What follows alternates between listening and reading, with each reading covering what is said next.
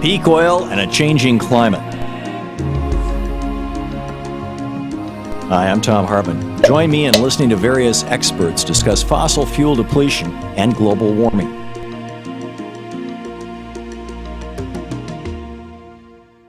Peak oil means a production peak. It means that you can no longer increase production. It's not a reflection directly of how much oil is under the ground.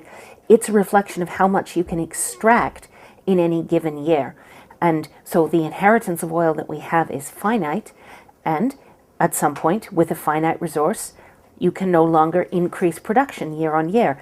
And we are arguably at that point right now.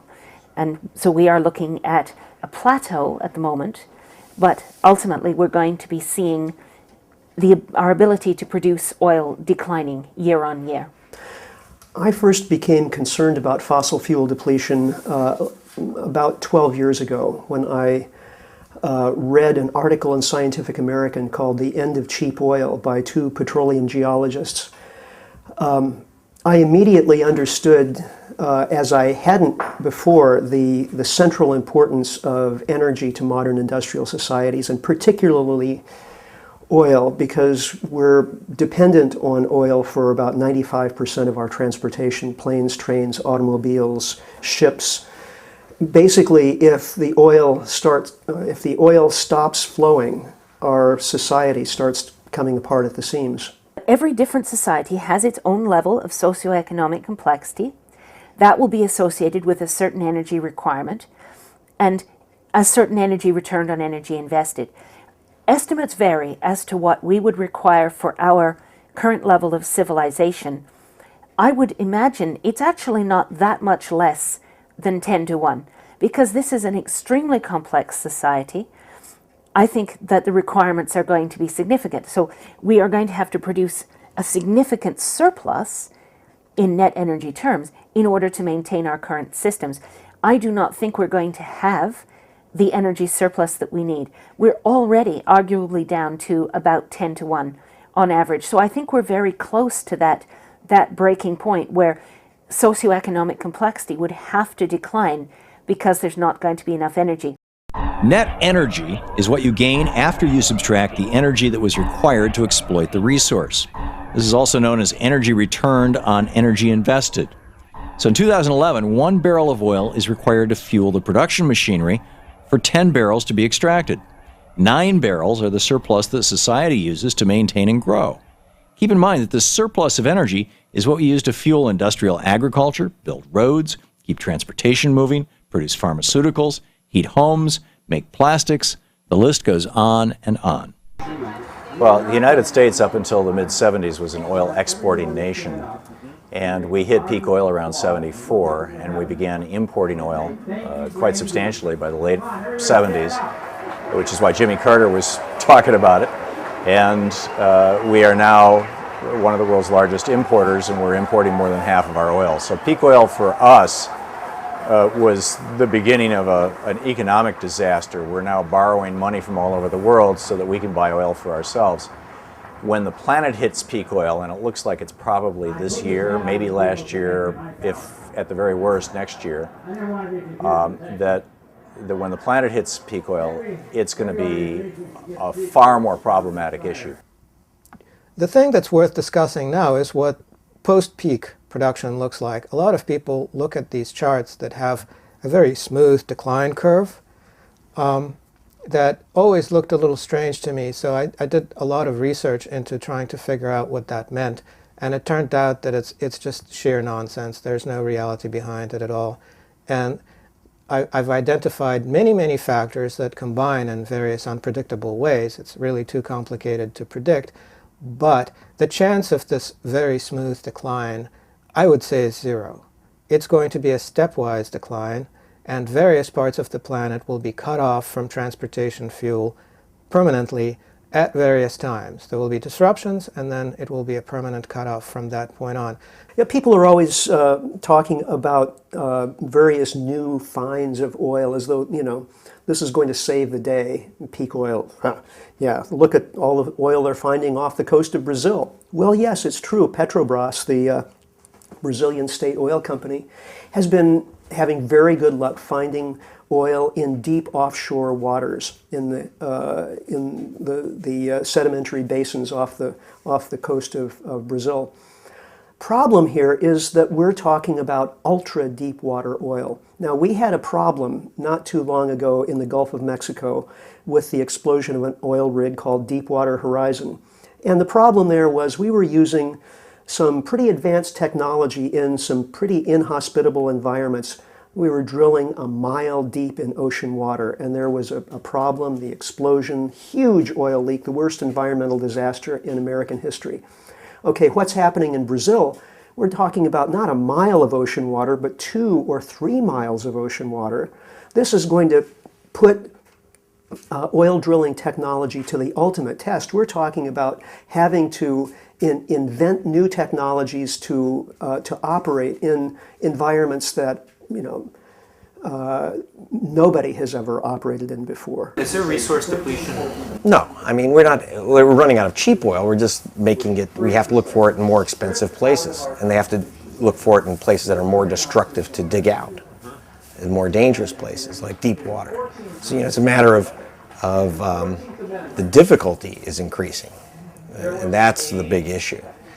And so it's not a matter of resources being reduced. It's, in fact, what I fear is that they're not. I mean, it's too bad we're not running out of oil in some way because we're not focusing on, we know that we can keep going on this train wreck, this environmental train wreck we're heading into. Well, interestingly, now in the third quarter of 2010, there are more and more reports coming out from places mostly other than the United States, basically informing the public of the developed world that we've got a problem. And it's, the problem that I've just described, a combination of energy and problems with capital and wealth combining to suggest that we may be going out of business. So, really, essentially the problem is we've got too many people using too much stuff too fast in an economy that only knows how to grow. Think about it this way. Just like our banks were too big to fail, so our energy system is too big to fail.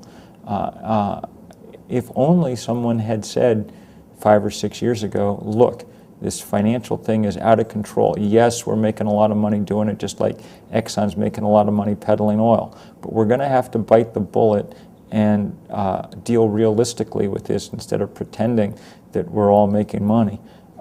If we'd done that, we might have stopped things short of the kind of financial collapse that we saw. That financial collapse was bad. It's nothing compared to what is happening ecologically on this planet. That's the too big to fail problem we've really got to address. For example, the Chamber of Commerce, the main business lobby, the American petroleum industry, other business lobbies have publicly proclaimed, in fact with enthusiasm, that they are carrying out a campaign to try to convince the population that global warming is a liberal hoax. And it's succeeded, unfortunately. The latest polls I've seen show maybe a third of the population believes in anthropogenic global warming. The media contribute in their own way. So, for example, when the New York Times runs a front-page article on what meteorologists think about global warming, namely, they don't believe it. Meteorologists are pretty faces who read scripts telling you if it's going to rain tomorrow. What do they have to say any more than your barber? But that's presented as if it's a significant contribution to the discussion. The same when they, in pursuit of the fabled objectivity, present two sides. One side is 98% of scientists who know anything. The other side is Senator Inhofe and a couple of stragglers, and that's the two sides. And people are supposed to make a choice between them. They leave out a third side, which is the substantial number of climate scientists who believe that the consensus predictions are much too optimistic. including some of the leading scientists right here who've recently run what they call the most extensive modeling ever done that concludes that it's far worse than anticipated, and that their own results are an understatement because they don't take into account such things as effects of methane after permafrost disappears and so on. So that's the debate that people are presented with, and it's not surprising that the effort to manufacture consent to the belief that doesn't mean anything is pretty successful. What's rather interesting about this, and tells you something about the nature of our society, is that those same CEOs and managers who are trying to convince the public that it's a liberal hoax know perfectly well that it's extremely dangerous. They have the same beliefs that you and I have. So they're caught in a kind of an institutional contradiction. As leaders of major corporations, they have an institutional role. That is to maximize short-term profit. And if they don't do that, they're out and someone else is in who does do it. So it's basically, institutionally speaking, it's not a choice. That's going to happen in the major institutions. So they may know that they're mortgaging the future of their grandchildren, and in fact, maybe everything they own will be destroyed, but they're caught in a trap of institutional structure. That's what happens in market systems. Financial crisis is a small example of the same thing. You may know that what you're doing carries systemic risk, but you can't calculate that into your transactions, or you're not fulfilling your role and somebody else replaces you. In fact, in the United States, it's actually a legal obligation to do that for corporate executives. So, and that's a very serious problem. It means that we're marching over the cliff and doing it for institutional reasons that are pretty hard to dismantle. There's other factors like the anger and fear and hostility in the country about everything carries over to this. So if you look at polls, everyone hates Congress, they hate the Democrats, they hate the Republicans even more, they hate big business, they hate banks, and they distrust scientists. So why should we believe what these pointy-headed elitists are telling us? We don't trust anything else, we don't trust them. All of this combines. The latest election a couple of days ago is you could almost interpret it as a kind of a death knell for the species. There was an article in Bloomberg Business Week, not a radical rag exactly, running through the new Republicans coming to Congress, and they're worried about them. One of the reasons is because they are global warming deniers, almost all. That means the powerful House committees are like science and technology and so on are going to be in the hands of people who think there's nothing to it, or at least claim that they think that. What they actually think is another story.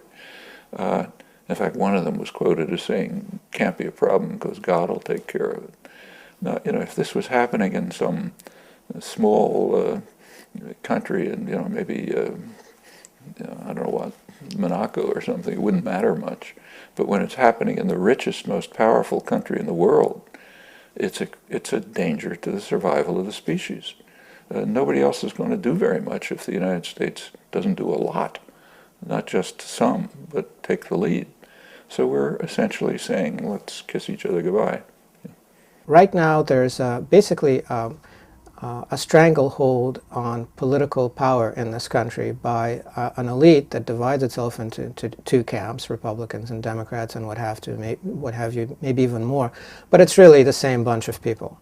And this same bunch of people is almost militant in refusing to look at reality.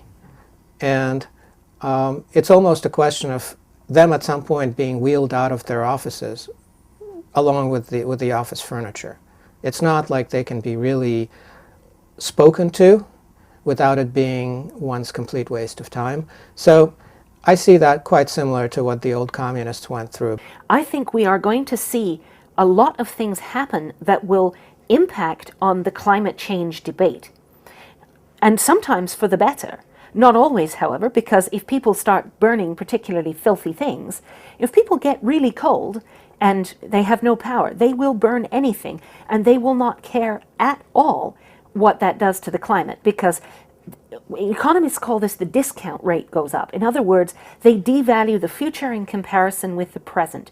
And if people do not know where their next meal is coming from and their house is freezing, they are not going to care about climate change, however important an issue it may be, beyond the horizon that they're thinking of. If we take peak oil as a signal to get our act together about fossil fuel, that'll be wise. If we take it as a signal to go burn as much coal as we possibly can, then we're doubly screwed.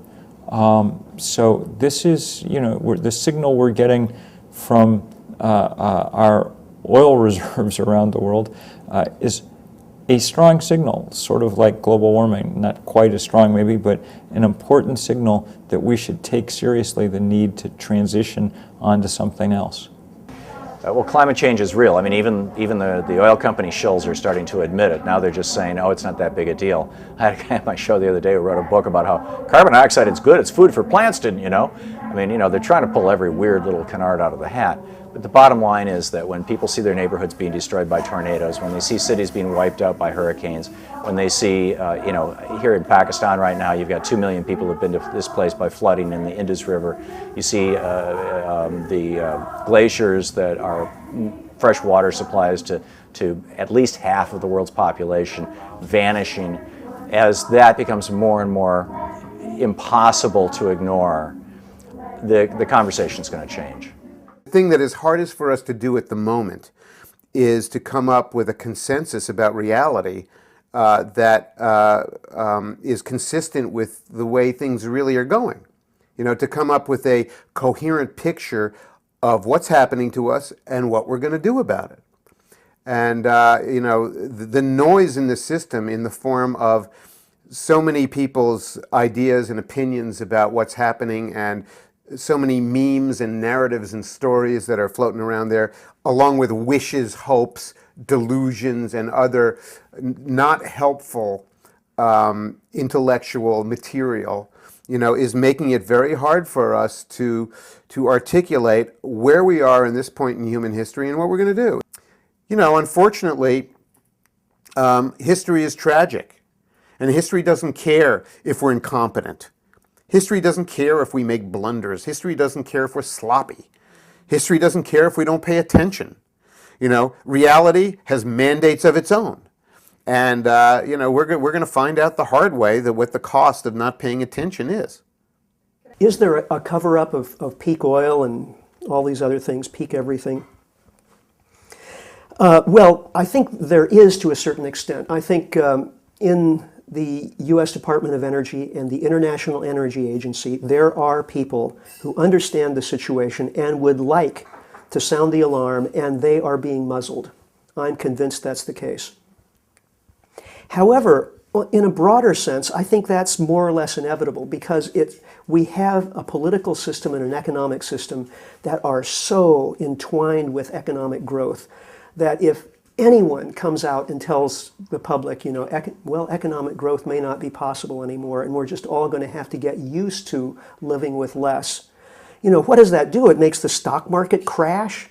It makes investments go sour. The whole economic system starts to come apart. Nobody wants to be responsible for that, especially after what happened in September 2008. So everybody just wants to put a nice smiley face on things and assure all and sundry that we'll have plenty of energy in the future.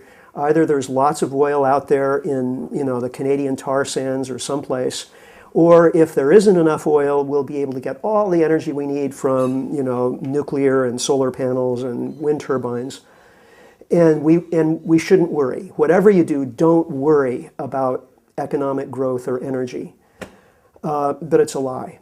We should be very worried, because this is the whole basis of our modern way of life, and that basis is being gradually taken out from under us. Please come back and watch complete interviews with each of the experts. And you can join me, Thom Hartmann, anytime on the web at thomhartmann.com.